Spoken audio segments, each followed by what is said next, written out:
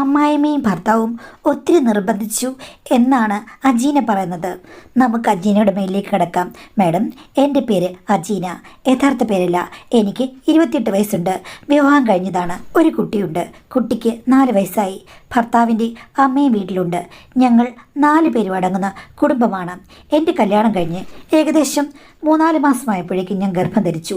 പിന്നീട് എല്ലാ സമയത്തും അമ്മായിയമ്മയാണ് എനിക്ക് കൂട്ടുനിന്നത്. അമ്മായിമ്മയ്ക്കൊരു മോളുണ്ട്. പക്ഷേ അവർ വിദേശത്താണ്. നാട്ടിലേക്കെങ്ങും വരികയില്ല. അമ്മായിമ്മയ്ക്ക് എന്നോട് വലിയ കാര്യമാണ്. ഭർത്താവിന് നല്ല സ്നേഹമാണ്. സത്യം പറഞ്ഞാൽ ഇങ്ങനെയൊരു വീട്ടിൽ എത്തിപ്പെട്ടല്ലോ എന്നോർത്ത് ഞാൻ ഒത്തിരി സന്തോഷിച്ചിട്ടുണ്ട്. എൻ്റെ വീട്ടിൽ ഞാൻ അധികാരം നിന്നിട്ടില്ല. പ്രസവം കഴിഞ്ഞ ശേഷവും പെട്ടെന്ന് തന്നെ അമ്മായിമ്മ എന്നെ ഈ വീട്ടിലേക്ക് കൊണ്ടുവന്നു. അങ്ങനെയുള്ള ഒരു വീടാണ്. പക്ഷേ എനിക്ക് എപ്പോഴും സംശയം തോന്നാറുള്ളൊരു കാര്യം എന്ന് വെച്ച് കഴിഞ്ഞാൽ, എൻ്റെ അമ്മായിമ്മ തീരെ ചെറുപ്പമാണ്. കൂടി വന്നാൽ 10-35 വയസ്സാണ് തോന്നുക. അവർ പ്രായം പറയുന്നത് ഒത്തിരി കൂടിയ പ്രായമാണ്. പക്ഷേ അങ്ങനെയൊന്നും അവരെ കണ്ടാൽ പറയുകയില്ല. എൻ്റെ ഭർത്താവിൻ്റെ ഒരു ചേച്ചിയാണ് എന്ന് മാത്രമേ പറയുകയുള്ളൂ. അത്രയ്ക്കും ക്യൂട്ടാണ് അവർ. ഒരുങ്ങി വന്നാൽ എപ്പോഴും അവർ തന്നെയാണ് എന്നേക്കാൾ ബെറ്റർ. അതെനിക്കറിയാം. എനിക്കതിൽ തെല്ല അസൂയുണ്ട്. എങ്കിലും സ്നേഹമുള്ളതുകൊണ്ട് അസൂയൊക്കെ നമ്മൾ മറക്കുമല്ലോ. എപ്പോഴും ഞാൻ ഓർക്കും, ഇവർക്കെങ്ങനെയാണ് ഇത്രയും വലിയ 2 മക്കളുണ്ടായത്? ചില ആൾക്കാരുടെ ജനസ് അങ്ങനെയാണ്. അവർ ചെറുപ്പമായിരിക്കും.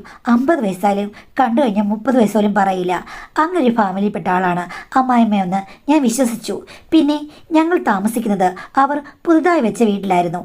ഞാൻ കല്യാണം കഴിച്ച് ചെല്ലുമ്പോഴേക്കും അവർ ആ സ്ഥലത്ത് വന്ന് പുതിയ വീട് വെച്ച് താമസിക്കുകയാണ്. അവർ വന്ന സ്ഥലത്തെപ്പറ്റി നാട്ടുകാർക്ക് യാതൊരു ബോധ്യവുമില്ല. കോട്ടയം ഭാഗത്താണ് അവരുടെ വീടെന്നാണ് പറയുന്നത്.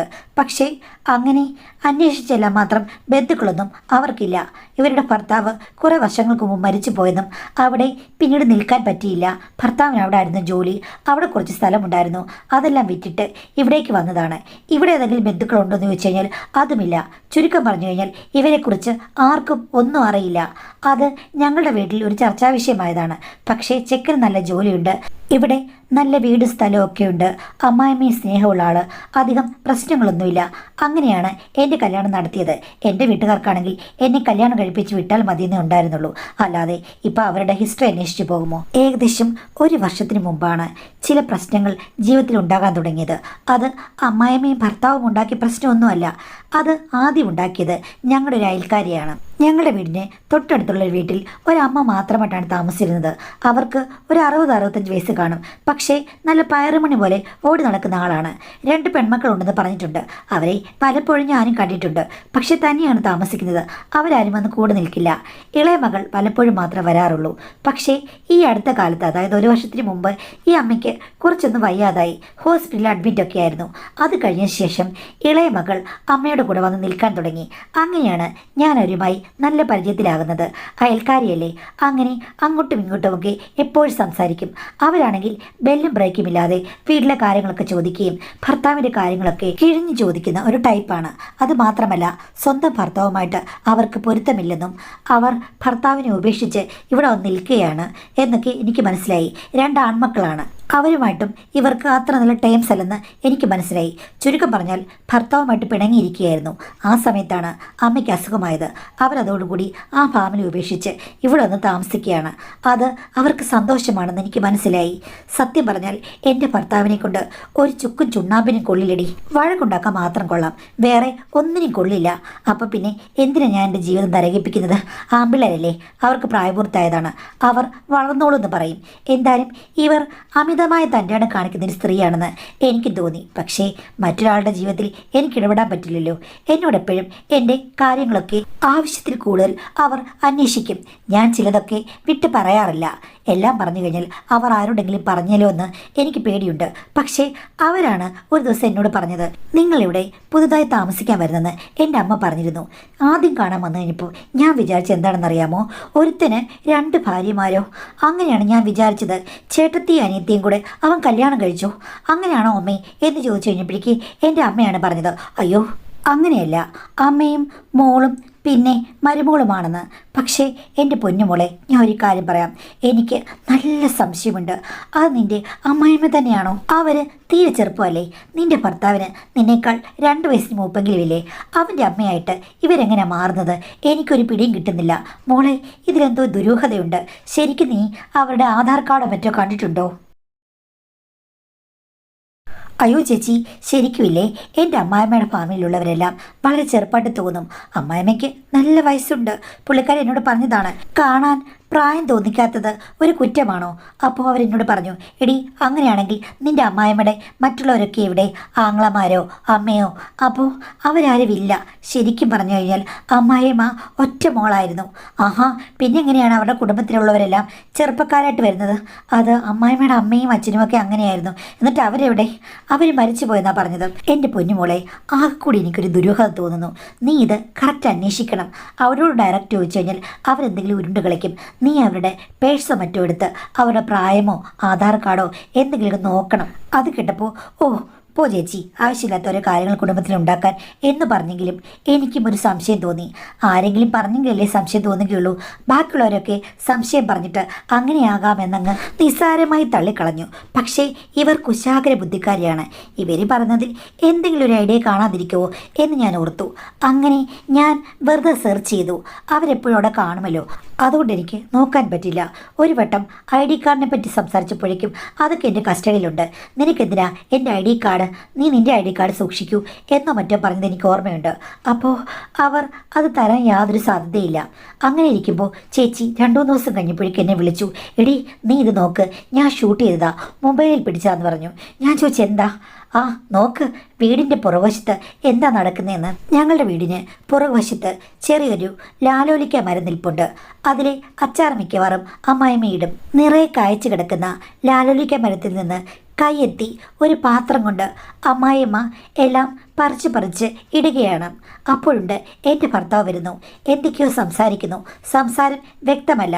അമ്മായിമ്മയെ പെട്ടെന്ന് വന്ന് ഇക്ലിയാക്കുന്ന ഭർത്താവിനെയാണ് ആ വീഡിയോയിൽ കാണാൻ കഴിയുക. ഒരിക്കലും അമ്മയെ അങ്ങനെ ഇക്ലിയാക്കും ഒരു മകൻ? എനിക്കറിയില്ല. അത് അസാധാരണമായൊരു പ്രക്രിയയായി എനിക്ക് തോന്നി. പക്ഷേ ഇത്തിരി കഴിഞ്ഞപ്പോഴേക്കും വീഡിയോയുടെ നിറം മാറുകയാണ്. പോപ്പോ ആണ് അവിടെ നടക്കുന്നത്. അത് വ്യക്തമായിട്ട് കാണാം. അവർ സൂം ചെയ്തെടുത്തിട്ടുണ്ട്. ഇക്കിളി ഇട്ടപ്പോൾ പൊങ്ങിച്ചാടിയ അമ്മായിയമ്മ ഇപ്പോൾ അനുസരണയുള്ള ആട്ടിൻകുട്ടിയെപ്പോലെ അവിടെ നിൽക്കുകയാണ്.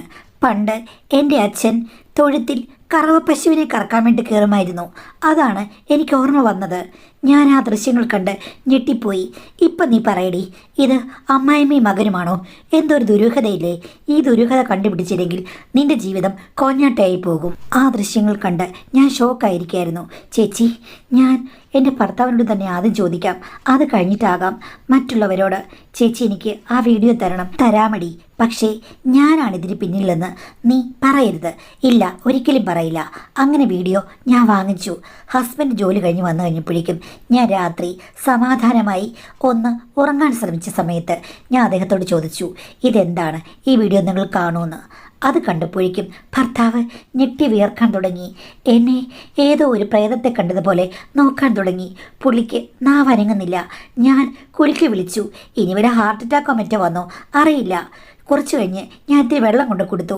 അത് മടുമടാന്ന് കുടിച്ചു. അത് കഴിഞ്ഞ ശേഷമാണ് പുള്ളി ഒന്ന് നേരെയായത്. ഞാൻ ചോദിച്ചു, സത്യം പറ, ഇതിന് പിന്നിൽ എന്താണ്? എനിക്ക് നിങ്ങളെ ഉപേക്ഷിക്കണമെന്ന് ഒന്നുമില്ല. എങ്കിലും ഈ രഹസ്യം എനിക്കറിഞ്ഞേ പറ്റുകയുള്ളൂ. എങ്ങനെയാണ് ഇവർ നിങ്ങളുടെ അമ്മയാകുന്നത്? സത്യം പറ എന്നൊക്കെ പറഞ്ഞ് ഞാൻ കരയുകയും ചിണുങ്ങുകയും ചെയ്തു.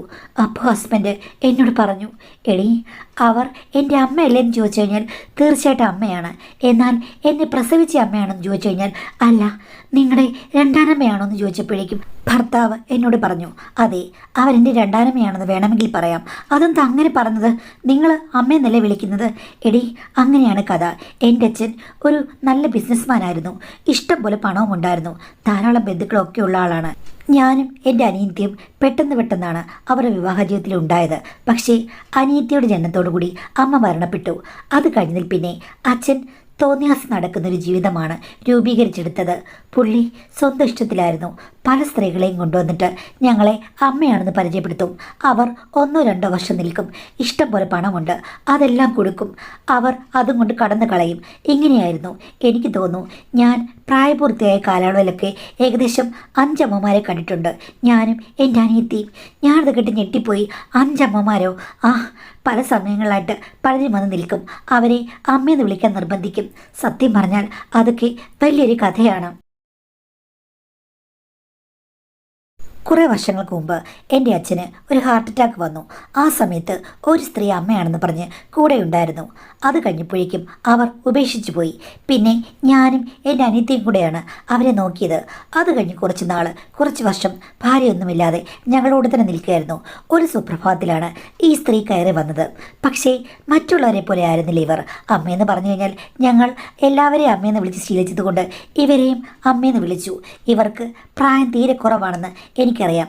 പുള്ളിക്കാരുടെ ദാമ്പത്യ ജീവിതം എന്തോ പരാജയമായിരുന്നു. കുട്ടികൾ ഉണ്ടാകാത്തതിൻ്റെ പേരിൽ അവരെ ഭർത്താവ് ഉപേക്ഷിച്ചതാണ്. അത് കഴിഞ്ഞപ്പോഴാണ് അച്ഛനെ കണ്ടുമുട്ടിയത്. വിവാഹ വാഗ്ദാനവും പണവും ഒക്കെ ചെയ്ത് പ്രായമായ സമയത്ത് അവരെ കൂടെ നിർത്തി. അങ്ങനെയാണ് അമ്മയായി വന്നത്. പക്ഷേ അവർ വന്നു കഴിഞ്ഞ് ഏതാനും വർഷങ്ങൾ കഴിഞ്ഞപ്പോഴേക്കും അച്ഛന് ഹാർട്ട് അറ്റാക്ക് വന്നു. അദ്ദേഹം മരിച്ചു പോവുകയും ചെയ്തു. ആ സമയത്ത് പുള്ളിയുടെ ദൂർത്ത് മൂലം അധികം പണമൊന്നും ഉണ്ടായിരുന്നില്ല. കുറച്ച് പണം ഉണ്ടായിരുന്നു. പക്ഷേ അത് ഞങ്ങൾക്ക് രണ്ടുപേർക്കും കിട്ടാൻ ഇത്തിരി വൈകുകയും ചെയ്തു. ആ സമയത്തൊക്കെ ഞങ്ങൾ പഠിച്ചുകൊണ്ടിരിക്കുകയായിരുന്നല്ലോ. പക്ഷേ അവർ ഞങ്ങളെ സാന്ത്വനിപ്പിച്ചു. ഒരു പ്രശ്നവുമില്ല, ഞാൻ നിങ്ങളുടെ കൂടെ ഉണ്ടല്ലോ, നമുക്ക് ഈ ഒരു ബുദ്ധിമുട്ടിൽ നിന്നും കരകയറണം എന്ന് പറഞ്ഞ് ഞങ്ങളെ നോക്കിയതും ഞങ്ങളുടെ പഠനങ്ങളൊക്കെ എല്ലാം നിയന്ത്രിച്ചതും അവർ തന്നെയാണ്. പിന്നെ വന്നമ്മമാരിൽ ഇവർക്ക് മാത്രമായിരുന്നു നല്ല ആത്മാർത്ഥതയുള്ളത്. അങ്ങനെ അവർ ഞങ്ങളുടെ കൂടെ നിന്നു. അമ്മയായി ഞങ്ങൾ അംഗീകരിക്കുകയും ചെയ്തു.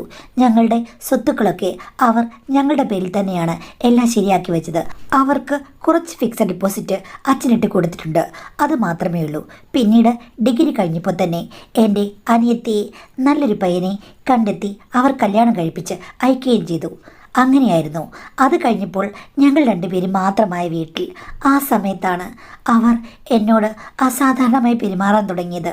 അതുവരെ അമ്മയെന്ന് വിളിച്ചപ്പോൾ അവരെന്നോട് പറഞ്ഞു, പുറത്തു മാത്രമാണ് നിൻ്റെ അമ്മ, അകത്ത് ഞാൻ നിൻ്റെ അകത്തമ്മയാണ്. നമ്മൾ രണ്ടുപേരും കൂടി ഒന്നിച്ച് നിന്നെങ്കിൽ മാത്രമേ ജീവിക്കാൻ പറ്റുകയുള്ളൂ. നീ ഒരു പ്രായം വരെ, കല്യാണം കഴിക്കുന്നത് വരെ ഞാൻ നിൻ്റെ കൂടെ എപ്പോഴും കാണും. ഈ വീട് വിട്ട് എനിക്കെങ്ങും പോകാൻ പറ്റുകയില്ല. അതുകൊണ്ട് ഞാൻ നിൻ്റെ കൂടെ എപ്പോഴും കാണും. നിൻ്റെ ഓരോ വളർച്ചയും ഇനി ഞാനാകും നിയന്ത്രിക്കുക എന്ന് പറഞ്ഞു. ഞാൻ ശരിയാകില്ലമ്മേ എന്നൊക്കെ പറഞ്ഞപ്പോഴേക്കും അവർ പറഞ്ഞു, എല്ലാം ശരിയാകും. സത്യം പറഞ്ഞാൽ ഇപ്പോൾ ഞാനും നീയും തമ്മിൽ അധിക പ്രായവ്യത്യാസമൊന്നുമില്ല. അലകടൽ പോലെ അലയിളകുന്ന തിരകളിൽ നമുക്ക് മുങ്ങിത്താഴാ മോനെ എന്ന് പറഞ്ഞു. ഞാനാണെങ്കിൽ കുറേയധികം സമയത്ത് വേണ്ടെന്ന് പറഞ്ഞതാണ്. പക്ഷേ രാത്രിയാകുമ്പോൾ പുള്ളിക്കാരി പറയും, തനിച്ച് കിടക്കാൻ എനിക്കിനി വയ്യ, അതിൻ്റെ ആവശ്യമുണ്ടെന്ന് തോന്നുന്നില്ല എന്ന് പറഞ്ഞ് എൻ്റെ റൂമിൽ തന്നെ മറ്റൊരു കട്ടിലിട്ടാണ് കിടക്കുന്നത്. അതെനിക്ക് പല അസൗകര്യങ്ങളും ഉണ്ടാക്കി. എൻ്റേതായ ചില കൈക്രിയകൾ ഞാൻ നടത്തിക്കൊണ്ടിരിക്കുന്ന സമയത്താണ് ഇവരുടെ കടന്നുവരവ്. അത് നടക്കുന്നില്ല. ഒരു ദിവസം അമ്മ എന്നോട് തന്നെ ചോദിച്ചു, ഞാൻ വന്നതിൽ പിന്നെ നിൻ്റെ കാര്യങ്ങളൊന്നും നടക്കുന്നില്ലല്ലേ എന്ന്. ഞാനൊന്നും മിണ്ടിയില്ല. ഞാൻ വന്നത് നിനക്ക് വലിയൊരു ബുദ്ധിമുട്ടായെന്നറിയാം. പക്ഷേ എന്തിനാ മോനെ സ്വയം എല്ലാം പാഴാക്കി കളയുന്നത്? ഞാനിവിടുള്ളപ്പോൾ നീ ഒന്നും പാഴാക്കരുത്. പാഴാക്കുന്നതെല്ലാം സ്വന്തമാക്കാൻ ഞാനില്ലേ എന്ന് പറഞ്ഞു. ഞാൻ ഒന്നിനും സമ്മതിച്ചതല്ല.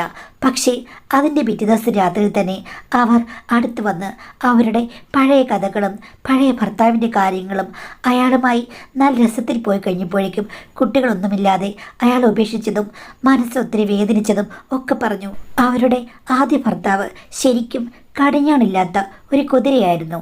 പക്ഷേ അങ്ങേരെ മിസ് ചെയ്യുന്നുണ്ട് അവർ. കുട്ടികളില്ലാത്തതിൻ്റെ പേരിൽ മാത്രമാണ് അവരുടെ ബന്ധം തകർന്നത്. അല്ലായിരുന്നെങ്കിൽ ഇപ്പോഴും നവയൗവനത്തിൽ ജീവിച്ചേനെന്ന് പുള്ളിക്കാരി പറഞ്ഞു. ഫോണിൽ കിടന്ന അയാളുടെ ഫോട്ടോയും കാണിച്ചു. സുന്ദരനായ ഒരു മനുഷ്യൻ. ശരിയാണ്, ഈ സ്ത്രീക്ക് അയാളെ മിസ് ചെയ്യുന്നുണ്ടാകും എന്ന് ഞാനും കരുതി. അപ്പോൾ പുള്ളിക്കാരി പറഞ്ഞു, ഒരു ഒന്നൊന്നര കാര്യം എനിക്കങ്ങ് മിസ് ചെയ്യുന്നു മോനെ, അത് ഇവിടെ തീർക്കാൻ പറ്റുമോ എന്ന് ഞാനൊന്ന് നോക്കട്ടെ എന്ന് പറഞ്ഞു. വേണ്ടാന്ന് ഞാൻ പറഞ്ഞതാണ്. ശരിക്കും ചില സ്ത്രീകൾ രാത്രിയിൽ നടന്നു പോകുമ്പോഴേക്കും പെട്ടെന്നൊരാൾ ചാടി വീണ് കഴിഞ്ഞാൽ അവരെന്തായിരിക്കും പറയുന്നത്? അയ്യോ എന്നെ ഒന്നും ചെയ്യരുതേ എന്നല്ലേ എന്നൊരു ആറ്റിറ്റ്യൂഡായിരുന്നു മോളെ എനിക്കും. പക്ഷേ എന്ത് ചെയ്യാനാണ്? പക്ഷേ അടിത്തട്ടിലേക്ക് വന്ന കള്ളിയെ എനിക്ക് ഒഴിവാക്കാൻ പറ്റിയില്ല. അവർ എന്നെ അഭിനന്ദിച്ചു. ആദ്യ ഭർത്താവിനെ പറ്റി ഞാൻ ഒത്തിരി വർണ്ണിച്ച് പറഞ്ഞു. അത് കുറ്റമായെന്ന് എനിക്ക് തോന്നുന്നു. അതെന്താണെന്ന് ചോദിച്ചു കഴിഞ്ഞപ്പോഴേക്കും ആദ്യ ഭർത്താവ് നിൻ്റെ മുന്നിൽ വെറും 0 ആണെന്ന് പറഞ്ഞ് അവർ താണ്ഡവമാടുകയായിരുന്നു. ആ താണ്ഡവത്തിൽ ഞാൻ അലിഞ്ഞുപോയി, ഒഴുകിപ്പോയെന്ന് പറയാം. പിന്നെ ഒരു ദിവസം പോലും അവിടെ ഞങ്ങൾക്ക് ഡ്യൂട്ടി ഇല്ലാത്ത ദിവസങ്ങളില്ലായിരുന്നു ഹസ്ബൻഡ് പറഞ്ഞു. അത് കേട്ട് ഞാൻ പൊട്ടിക്കരഞ്ഞു പോയി. ഭർത്താവ് എൻ്റെ കാലിൽ വീണ് മാപ്പപേക്ഷിച്ചു. പറ്റിപ്പോയി. ആദ്യം നമ്മളുടെ ജീവിതത്തിൽ വരുന്ന ആൾക്കാരോട് നമുക്ക് എത്ര വലിയ അറ്റാച്ച്മെൻറ്റ് കാണുമെന്ന് എനിക്കറിയാമോ? അതേപോലെ ഞാനും ചിലപ്പോൾ അവരുടെ മാനസികമായ അടിമയായി പോയിരിക്കാം. എന്താണെന്നറിയില്ല. എനിക്ക് അങ്ങനെ ഒരു മനോഭാവമാണ്. നീ എന്നോട് ക്ഷമിക്കണം. അങ്ങനെയാണെങ്കിൽ നിങ്ങൾ ഇതിനെ കല്യാണം കഴിച്ചത് നിങ്ങൾക്കൊന്നിച്ച് അങ്ങ് കഴിഞ്ഞാൽ പോരായിരുന്നു. പക്ഷേ അവരെന്നോട് പറഞ്ഞു, നീ കല്യാണം കഴിക്കണം, ഞാനുണ്ടെന്ന് വെച്ചിട്ട് അതൊന്നും തടസ്സമാകരുത്. പക്ഷേ ഞാൻ എപ്പോഴും കൂടെ കാണും, എൻ്റെ നിയന്ത്രണത്തിലാകും കാര്യങ്ങൾ എന്നാണ് പറഞ്ഞത്. പക്ഷേ ഞങ്ങൾ താമസിക്കുന്നിടത്ത് ഒരു സ്ത്രീക്ക് ഞങ്ങൾ തമ്മിലുള്ള ബന്ധത്തിൽ ചില പ്രശ്നങ്ങൾ തോന്നി. അവർ അയൽക്കാരോട് പറഞ്ഞു. അങ്ങനെ ഒരു സൂചന കിട്ടിക്കഴിഞ്ഞപ്പോഴേക്കും ഞങ്ങൾ അവിടുന്ന് എല്ലാം വിറ്റുപറക്കി ഇങ്ങോട്ട് വന്നാണ്. അത് കഴിഞ്ഞ ശേഷം എനിക്ക് ജോലി കിട്ടിക്കഴിഞ്ഞപ്പോഴാണ് ഞങ്ങൾ കല്യാണം ആലോചിച്ചത്. അങ്ങനെ നിന്നെ കണ്ടപ്പോൾ എനിക്ക് ഇഷ്ടപ്പെട്ടു, എൻ്റെ അമ്മായിയമ്മയ്ക്ക് ഇഷ്ടപ്പെട്ടു. അവർ പറഞ്ഞത്, നീ ഒരു പാവമാണ്, ഇവിടെ എന്ത് കഥകളി നടന്നാലും പുറകിൽ തിരശ്ശീലയുടെ പിന്നിൽ അടങ്ങി ഒതുങ്ങി നിൽക്കുന്നവളാണ് നീ. നിനക്കിതൊന്നും മനസ്സിലാക്കാൻ പോകുന്നില്ല. നിന്നെ അടിമുടി അളന്നു കഴിഞ്ഞപ്പോഴേക്കും നിനക്ക് ഇത്തരം ബുദ്ധികളൊക്കെ കുറവാണെന്നും നീ ഒരു നാട്ടിൻപുറത്തെ പെണ്ണിൻ്റെ സ്വഭാവമുള്ള സ്ത്രീയാണ്, ഒരു പ്രശ്നവും ഉണ്ടാകില്ലെന്നും അവർ എന്നെ പറഞ്ഞു ബോധിപ്പിച്ചു. അങ്ങനെയാണ് ഈ കാര്യങ്ങൾ ഒക്കെ നടന്നത്. ഇത്രയും വർഷമായിട്ടും നിനക്കൊരിക്കലും സംശയം ഉണ്ടാകാത്തതുകൊണ്ട് വളരെ സന്തോഷവാനായി ഞാൻ പോവുകയായിരുന്നു. രണ്ട് വള്ളത്തിൽ കാല് വെച്ച് മുന്നോട്ട് പോവുക ഇത്തിരി കഠിനമാണെങ്കിലും നിന്റെ സ്വഭാവം കൊണ്ട് അതൊന്നും ഒരു പ്രശ്നമില്ല. നീ കൂർക്ക വലിച്ചുറങ്ങും. ആ സമയത്ത് എനിക്ക് വേണ്ട പൂജാതി കർമ്മങ്ങൾക്ക് വേണ്ടി അടുത്ത മുറിയിൽ പോയി തിരിച്ചു വന്നാലും നീ ഒന്നും അറിയില്ല. സത്യം പറഞ്ഞാൽ ഞാൻ ഭാഗ്യവാനാണ്. എൻ്റെ കള്ളത്തരം ഒരിക്കലും പൊളിയില്ലെന്ന് ഞങ്ങൾ രണ്ടുപേരും വിചാരിച്ചതാണ്. ഇപ്പോൾ എല്ലാം പൊളിഞ്ഞു. നിന്നോട് എനിക്കെല്ലാം തുറന്നു പറയേണ്ടി വന്നു. ഈ വീഡിയോ എടുത്തത് അപ്പുറത്തെ ചേച്ചിയാണെന്ന് എനിക്കറിയാം. അവർ ഞങ്ങളോട് രണ്ടുപേരോടും കുത്തി കുത്തി പലതും ചോദിച്ചിട്ടുണ്ട്. ഞങ്ങൾ ഡിസ്കസ് ചെയ്തിട്ടുണ്ട്. അവർ ഞങ്ങൾക്ക് തലവേദനയായി മാറുമെന്ന് അവസാനം അത് സമ്മതിച്ചു. ഇനിയിപ്പോൾ എനിക്ക് എന്ത് പറയണമെന്നറിയില്ല. ഞാൻ ചെയ്തുകൊണ്ടിരിക്കുന്നത് തെറ്റാണ്. എൻ്റെ രണ്ടാനമ്മയും ചെയ്യുന്നത് തെറ്റാണ്. എന്ത് ചെയ്യണമെന്ന് അറിയാത്തത് കൊണ്ട് ഞാനിനി എല്ലാ കാര്യങ്ങളും അമ്മായിയോട് തുറന്ന് പറയുകയാണ്. നിനക്ക് കുട്ടിയെ വേണ്ടെങ്കിൽ ഇവിടെ നിർത്തിയിട്ട് നിൻ്റെ വീട്ടിൽ പോകാം. ഇനി കുട്ടിയെ വേണമെന്നുണ്ടെങ്കിൽ കൊണ്ടുപോയിക്കോ. മാസം ഇപ്പം തരുന്ന പോലെ ചിലവ് ഞാൻ തരാം. പ്രശ്നങ്ങളൊന്നും ഉണ്ടാക്കരുത് എന്ന് ഹസ്ബൻഡ് പറഞ്ഞു. എനിക്ക് വല്ലാത്ത ധർമ്മസങ്കടമായി. എന്ത് ചെയ്യണമെന്നറിയില്ല. രാത്രി തന്നെ അമ്മായിമ്മയെ വിളിച്ചു. എൻ്റെ കുട്ടി അവരുടെ കൂടെയാണ് കിടക്കുന്നത്. അവർ വന്നു കഴിഞ്ഞപ്പോഴേക്കും എല്ലാം തുറന്നു പറഞ്ഞു. എൻ്റെ ഭർത്താവിൻ്റെ അത്രയും പ്രശ്നമൊന്നും എൻ്റെ അമ്മായിമ്മയ്ക്കില്ല. അവർ എൻ്റെ അടുത്തിരുന്നിട്ട് പറഞ്ഞു, എന്നും ഈ കള്ളത്തിന് മുന്നോട്ട് കൊണ്ടുപോകാൻ പറ്റുമെന്ന് ഞാനും വിചാരിച്ചതല്ല. എന്തെങ്കിലും പൊട്ടും. ആ സമയത്ത് എനിക്ക് പറയാൻ ഒന്നേ ഉള്ളൂ, സാഹചര്യങ്ങൾ അങ്ങനെയായിരുന്നു. ആ സമയത്ത് ഞങ്ങൾ അങ്ങനെ കഴിഞ്ഞു. ഇപ്പോൾ ഈ സാഹചര്യം ഇങ്ങനെയാണ്. അതുകൊണ്ട് പരിമിതമായ സൗകര്യങ്ങൾ ആഘോഷിച്ചു പോകുന്നു. നിന്നെ ഒരിക്കലും ദ്രോഹിക്കണമെന്ന് എനിക്കില്ല മോളെ. പക്ഷേ എന്ന് വെച്ചിട്ട് ഭയങ്കരമായി സദാചാരമൊന്നും പുലർത്താൻ എനിക്ക് പറ്റില്ല. ഭർത്താവിന് ഭാര്യ, ഭാര്യയ്ക്ക് ഭർത്താവ് എന്നൊക്കെ പറഞ്ഞു നിന്ന് അവസാനം എൻ്റെ ജീവിതം എങ്ങനെയായി? അന്യൊരു പുരുഷനെ, അതും ഇഷ്ടമില്ലാത്ത ഒരാളെ തന്നെ ജീവിക്കാൻ വേണ്ടി സ്വീകരിക്കേണ്ടി വന്നു. ഇതൊക്കെയാണ് ജീവിതം. അതുകൊണ്ട് ജീവിതത്തിലൊരിക്കലും സദാചാരമോ ഒന്നും ഞാൻ നോക്കുന്നില്ല. സമൂഹത്തെ മാത്രം ഞാൻ കുറച്ച് ശ്രദ്ധിക്കും. സമൂഹത്തിന് മുന്നിൽ പിടിച്ചു നിൽക്കാൻ വേണ്ടി അത്യാവശ്യ കാര്യങ്ങളുമായി ഞാൻ മുന്നോട്ട് പോകുന്നു. നിനക്ക് പിരിഞ്ഞു പോകണമെങ്കിൽ പോകാം. ഞങ്ങളാരും വഴക്കുണ്ടാക്കാനൊന്നും വരില്ല. പക്ഷേ ഞങ്ങളെ നാറ്റിക്കരുത് മോളെ. നിനക്ക് ഈ സാഹചര്യത്തിൽ നിൽക്കാൻ ഇഷ്ടമല്ലെങ്കിൽ പൊയ്ക്കൊള്ളാൻ പറഞ്ഞു. എനിക്ക് എന്ത് ചെയ്യണമെന്നറിയാതെ കുറേ നാൾ, മാസങ്ങളോളം ഞാൻ അവിടെ കഴിഞ്ഞു. പക്ഷെ അവർക്ക് എന്നോടൊരു ദേഷ്യമില്ല. ഞാൻ എന്തെങ്കിലുമൊക്കെ പറഞ്ഞാലും അവർ അത് കാര്യമാക്കാതെ പഴയതുപോലെ തന്നെ പെരുമാറി. തികച്ച സ്വാഭാവികമായിട്ട് ഭർത്താവിന് മാത്രം ഇത്തിരി കുറ്റബോധമുണ്ട്. ഭർത്താവ് പറഞ്ഞു, നീ അഡ്ജസ്റ്റ് ചെയ്ത് നിൽക്ക്, നമുക്ക് 3 പേർക്കും കൂടെ ഇങ്ങനെ പോകാം, നല്ല ജീവിതമല്ലേ, സാരമില്ല. എത്രയോ പേര് കളത്തരങ്ങൾ കാണിക്കുന്നു, അറിയാതെ എന്തൊക്കെയോ ചെയ്യുന്നു. ഭാര്യയ്ക്കുണ്ടാകാം ബന്ധം, ഭർത്താവിനുണ്ടാകാം ബന്ധം, ഒന്നും അറിയാതെ പൊട്ടരായി ജീവിക്കുന്നു. നമുക്കിപ്പോൾ അതിൻ്റെ ആവശ്യമില്ലല്ലോ. എല്ലാം തുറന്നു പറഞ്ഞ് ഒന്നായി പോകാമെന്ന് പറഞ്ഞു. അങ്ങനെ കുറേ നാൾ കഴിഞ്ഞപ്പോഴേക്കും അമ്മായിമ്മ പറഞ്ഞു, എന്തായാലും നിനക്ക് അസൂയ ഉണ്ടാക്കുന്ന രീതിയിലൊന്നും ഞങ്ങൾ ഒന്നും പെരുമാറുന്നില്ല. ഇനിയിപ്പോൾ ഞങ്ങൾക്കുണ്ടെങ്കിൽ നിനക്കുമുണ്ട്. ഇനി നീ സമ്മതിക്കാതെ നിന്റെ സാന്നിധ്യമില്ലാതെ ഞങ്ങൾ രണ്ടുപേരും ഒരു ലോകത്തേക്കുമില്ല എന്ന് പറഞ്ഞു. അവസാനം എനിക്കറിയില്ല, എൻ്റെ മനസ്സ് മാറി. അവർ തന്നെയാണ് എന്നെ ആനയിച്ചത്. ഇനി നമ്മൾ എപ്പോഴും 3 പേരും കൂടി മാത്രമായിരിക്കും. 2 ആളുകൾ തമ്മിൽ ഒരിക്കൽ പോലും സന്ധിക്കില്ല. കൂട്ടായ ത്രികോണ മത്സരങ്ങൾക്ക് ഒത്തിരി പ്രാധാന്യമുണ്ട് മോളെ എന്ന് പറഞ്ഞു. ആദ്യം എനിക്ക് അക്സെപ്റ്റ് ചെയ്യാൻ പറ്റിയില്ലെങ്കിലും അവർ കൂടി ചേർന്ന് കഴിഞ്ഞപ്പോഴേക്കും ജീവിതത്തിൽ വ്യത്യസ്തമായ എന്തോ ഘട്ടത്തിൽ കൂടി കടന്നു പോകുന്ന പോലെ എനിക്ക് തോന്നി. അതുമാത്രമല്ല, ഭർത്താവിൻ്റെ പെരുമാറ്റത്തിലും കൂടുതൽ ആവേശമുണ്ട്. പിന്നെ ഭർത്താവിൻ്റെ രണ്ടാനമ്മ അമ്മായിമ്മ വന്നതിൽ പിന്നെ ചേർന്നതിൽ പിന്നെ എനിക്ക് പുതിയ സൂത്രവാക്യങ്ങളുടെ ഒരു കെട്ട് അഴിഞ്ഞു കിട്ടി. അമ്മായിമ്മ എന്നോട് പറഞ്ഞു, മോളെ, ആദ്യത്തെ ഭൂഖണ്ഡം ഞാൻ കണ്ടു, രണ്ടാമതൊരു ഭൂഖണ്ഡം കണ്ടു. അത് തളർന്ന ഭൂഖണ്ഡമായിരുന്നു. 3ാമത്തെ ഭൂഖണ്ഡത്തിൽ വന്നപ്പോൾ ഞാൻ വിചാരിച്ചത് ആദ്യത്തെ ഭൂഖണ്ഡമായിരിക്കും ഫലഭൂയിഷ്ടമെന്ന്. പക്ഷേ ഇപ്പോഴുള്ളതാണ് ഏറ്റവും വലുതും വിശാലവും. അപ്പോൾ ഞാൻ അനുഭവിക്കുന്ന സംതൃപ്തി ഒരു കണക്കിന് പറഞ്ഞാൽ എനിക്ക് അവകാശമില്ല. ആ ഭൂഖണ്ഡം മുഴുവൻ നിൻ്റെ ആയതുകൊണ്ട് നീ ഇങ്ങനെ പരന്ന രീതിയിൽ ഒഴുകി നടക്കാതെ തുള്ളിച്ചാടി കുതിക്കണം മോളെ എന്ന് പറഞ്ഞു. ഞാൻ അങ്ങനെയുള്ള ഒരു സർക്കസിനുമില്ല എന്ന് പറഞ്ഞപ്പോൾ അമ്മായിമ്മ എന്നോട് പറഞ്ഞു, അതുപോരാ, നീ മാറണം, മാറി നീ വലിയ നിലയിലേക്ക് എത്തണം. ഇനിയും നമുക്ക് ഒത്തിരി ലക്ഷ്യങ്ങളുണ്ട് എന്ന് പറഞ്ഞു. എനിക്ക് ആദ്യമൊക്കെ വല്ലാതെ തോന്നി. പക്ഷേ അവർ പറഞ്ഞതുപോലെ അനുസരിച്ചപ്പോൾ എനിക്ക് കിട്ടിയത് പുതിയൊരു വാതിൽ തുറന്ന അനുഭവമായിരുന്നു. ഇതുവരെ കാണാത്തത് പലതും ഞാൻ കണ്ടു, അറിയാത്തത് പലതും അറിഞ്ഞു. പിൻവാതിലുകൾ മലർക്ക തുറന്നതും അവരുടെ സഹായം കൊണ്ടാണ്. ഇപ്പോൾ ശരിക്കും പറഞ്ഞാൽ ഞങ്ങൾ 3 പേരും ചേർന്ന് ഒരു സാമ്രാജ്യം തന്നെ സൃഷ്ടിച്ചിരിക്കുകയാണ്. അമ്മായിമ്മ പറഞ്ഞത്, രണ്ടാമത് ഒരു കുട്ടി വേണ്ട മോളെ, അതിൻ്റെ ആവശ്യമില്ല. ഒരു കുട്ടി ഉണ്ടല്ലോ, നന്നായി വളർത്താം. ഇനിയിപ്പോൾ ഞാനൊരു കാര്യം പറയാം. നമ്മൾ 2 പേരും ചെറുപ്പക്കാരികളാണല്ലോ. നമുക്ക് ഏഷ്യ വൻകരയല്ല, എല്ലാ ഭൂഖണ്ഡങ്ങളിൽ നിന്നുമുള്ള അതിഥികളെ സ്വീകരിക്കണം. അതും നമുക്കിഷ്ടപ്പെട്ട അതിഥികളെ.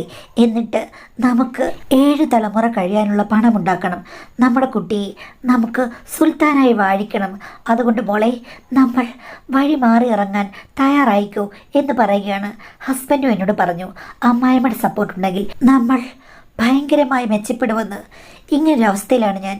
എനിക്ക് ഇതൊക്കെ കേൾക്കുമ്പോൾ ഇത്തിരി പ്രശ്നമുണ്ടെങ്കിലും ചില സമയത്ത് തോന്നും ഞാൻ ഒരു ഭാഗ്യവതിയാണെന്ന്. മാഡം ഇത് വായിക്കുമോ എന്നാണ് ചോദിച്ചിരിക്കുന്നത്. ഇതിപ്പോൾ ഞാൻ എന്താ പറയേണ്ടത്? ക്രിട്ടിസൈസ് ചെയ്യണോ അതോ നിങ്ങൾ ഭാഗ്യവതിയാണെന്ന് സ്ഥാപിക്കണോ? എന്തായാലും എനിക്കതിനെക്കുറിച്ച് പ്രത്യേകിച്ച് അഭിപ്രായങ്ങളൊന്നുമില്ല. ഇത് ഇപ്പോൾ എല്ലാവരും കൂടെ ഒന്നിച്ച് ഒരേ മനസ്സോടുകൂടി പോവുകയാണെങ്കിൽ തെറ്റുകളാണെങ്കിലും നിങ്ങൾക്ക് ശരികളായി മാറും. പക്ഷെ മറ്റുള്ളവർക്ക് ഇത് അനുകരിക്കാൻ പറ്റുന്നതാണോ അല്ലെങ്കിൽ യോജിച്ചാണോ എന്ന് ചോദിച്ചു കഴിഞ്ഞാൽ അല്ല എന്നേ പറയാൻ പറ്റുള്ളൂ. നിങ്ങളുടെ ജീവിതം എന്ന് പറയുമ്പോഴേക്കും നിങ്ങളുടെ സ്വന്തം റിസ്ക്കാണ്. അവർ നിർബന്ധിക്കുന്നെങ്കിൽ നിങ്ങൾക്ക് താല്പര്യമുണ്ടോ? ഇല്ലെങ്കിൽ ഇല്ലെന്ന് പറയുക, ഉണ്ടെങ്കിൽ ഉള്ളതുപോലെ പോവുക. അതല്ലേ പറ്റുകയുള്ളൂ. ഇപ്പോൾ എന്നോട് ചോദിച്ചിട്ടാണ് നിങ്ങളുടെ നിർബന്ധങ്ങളും ഈ കാര്യങ്ങളൊക്കെ തുടങ്ങിയത്. അപ്പം ഇറങ്ങുമ്പോൾ നിങ്ങളുടെ നാണവും മാനവും ഒക്കെ നിങ്ങൾ നോക്കുക. അതേപോലെ അസുഖങ്ങളൊന്നും ഉണ്ടാകാതെ നോക്കുക. ഇതൊക്കെ ശ്രദ്ധിച്ചാൽ നിങ്ങൾക്ക് കൊള്ളാം.